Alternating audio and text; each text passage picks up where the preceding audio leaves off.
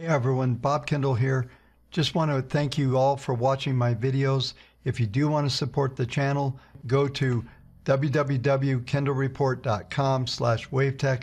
Sign up for our software. You get market grid on 165 individual stocks and indices. You also will get 16,500 buy and sell signals on our entire database. I thank you so much for supporting the channel. Those of you who have already signed up, thank you so much. Welcome everyone to the Kendall Report, where I share my 41 years of experience to help you manage your portfolios and protect your wealth. Remember to subscribe, like, and share these videos. As we look back on yesterday's action, we saw the S&P down 0.8, the Russell down 0.8 as well, and NASDAQ led the way down 1.9%. Over the last several sessions, I've been talking about the narrowing market grid, and that was signaling the potential for a downward slope. We did see that in the NASDAQ. I'll go through all the details here in a few minutes. Now remember, I'm doing a live stream on Thursday at 1:30 Eastern Time. So that will be happening. I'm going to go through most of the details there. I'm going to make sure that you have enough to be able to start the trading day, and I will meet you just after midday to discuss what the markets are going to do, covering long-term expectations, a lot of other things that I want to talk about tomorrow. So make sure you tune in to that event. But as we come into today, I've been talking about this all week. It's the only event to pay attention to, is the claims numbers expecting to show 750,000 new, and the continuing claims I'm expecting to see drop down to at least 5.2. They came out at 5.5 last week.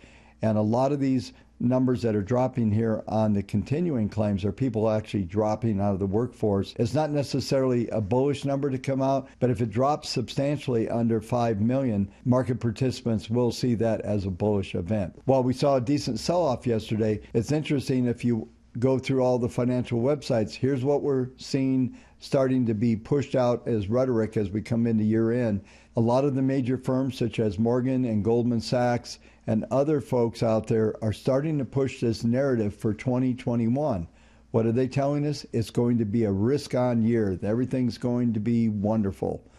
In spite of all the lockdowns and all the craziness that we're still seeing around the coronavirus, everything's fine looking forward.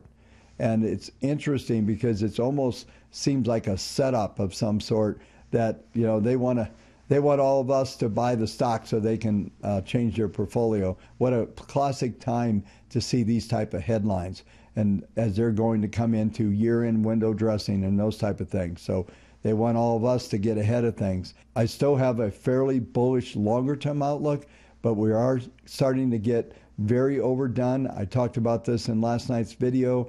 I felt that the database is getting somewhat overbought. Today's action, as I'll go through in a minute, I'll show you exactly what all this means and what I expect to see going forward. Let's go ahead and take a look at the charts, see what they're telling us for Thursday.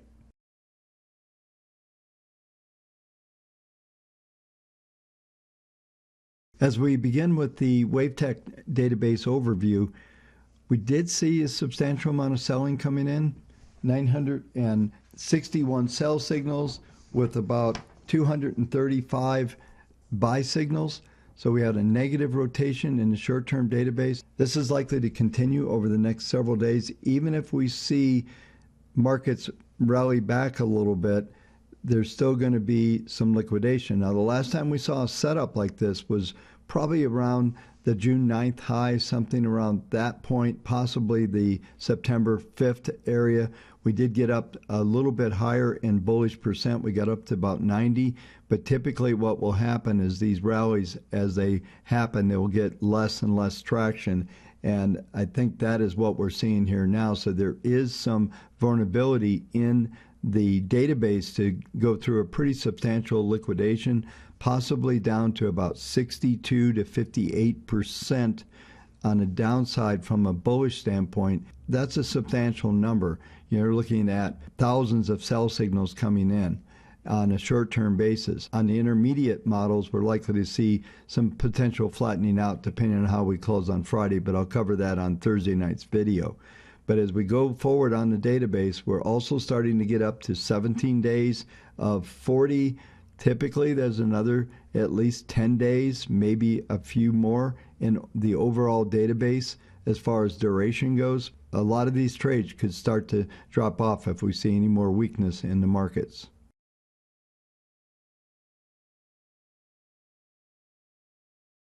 As we begin with the S&P futures, they're down 2 handles overnight. We did see a substantial sell-off yesterday. We traded down to the STX number, as that number was at 36.65. The low was 36.59, so we penetrated just through that.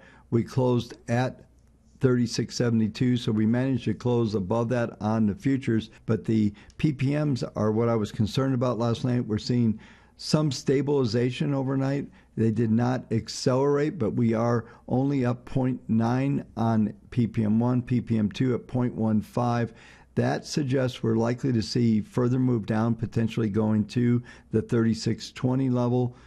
This may not be the ultimate rollover event. That story will be told as we come into Friday and early next week. As I've been starting to set up as we come into year end, there's going to be a lot of cross currents in this market as we go forward. Let's take a look at as we look at the market grid for yesterday. STX was 3676.78. We closed 3672.82. So we did get an STX buy signal, which suggests we could go sideways to higher for next couple days. I think with the momentum turning down, as you look at the PPMs here, they're on the cash markets, they're in a more definitive pattern, which suggests that we're likely to continue lower.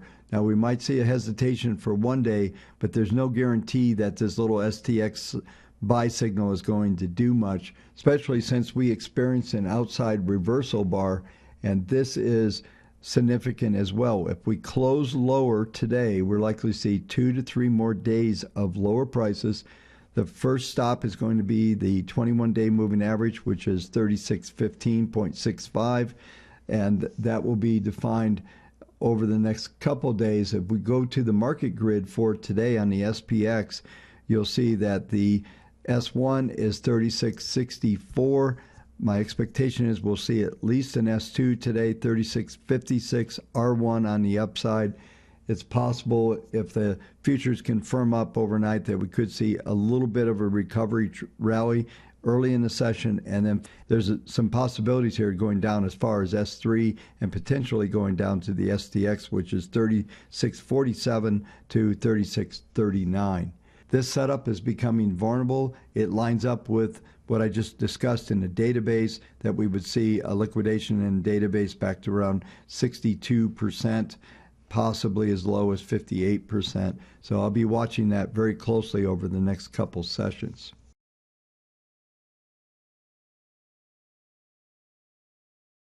The next market I'll cover is the NASDAQ. We're seeing further overnight weakness right now. The futures are down 48 handles, down 0.39. It looks like everything, the S&P and even the Russell, which I'm not going to cover tonight, I will cover in the live stream tomorrow, is moving toward its 21-day moving average. That currently on the NASDAQ is 12,185. It lines up with the market grid as well, as the STX is 12,148. So this looks like we're setting things up. I mentioned in last night's video, both on all across the board, the S&P, the Russell, and the NASDAQ, that the 10th moving average was going to be support. Well, it didn't hold. We saw the PPMs when they came in this morning and updated calculations on a lot of these. They rolled over, and we saw a cross through and further acceleration on the downside. On the positive side for the NASDAQ, in light of the weakness that we're seeing overnight, we're still seeing PPM 1 and 2 trying to uptick a little bit. They're still at a positive mode. So if we did reach that 12,185, I would believe that will represent major support in this pattern. So as we look at today, we're looking at a minimum of S2, 12,257, R1, 12,418.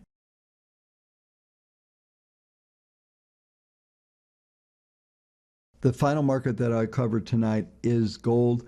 Gold reversed. As I expected, we would trade back down around the 1858 level. Well, it exceeded everything as we traded. Yesterday, we traded down to the 1828 level. I didn't think we could trade to that level, but we did manage to penetrate through a lot of support levels, especially at the 21 period. I thought we would hold there. We didn't, but I did discuss that this pattern is setting up is potentially a bottoming pattern, but there's at least 3 to 5 more days on the downside. As we look at the market grid for today, the low so far is 1837, S1 is 1829. So we could see a little more volatility in here. The Dow is basically flat, so that's not really adding anything. But as I mentioned, I think the Dow is going to set up a little minor bottom, and that will set the tone for further pressure on the gold. This will complete the video for tonight. Thank you for watching. We'll see you on the live stream at 1:30 p.m. Eastern Time on Thursday.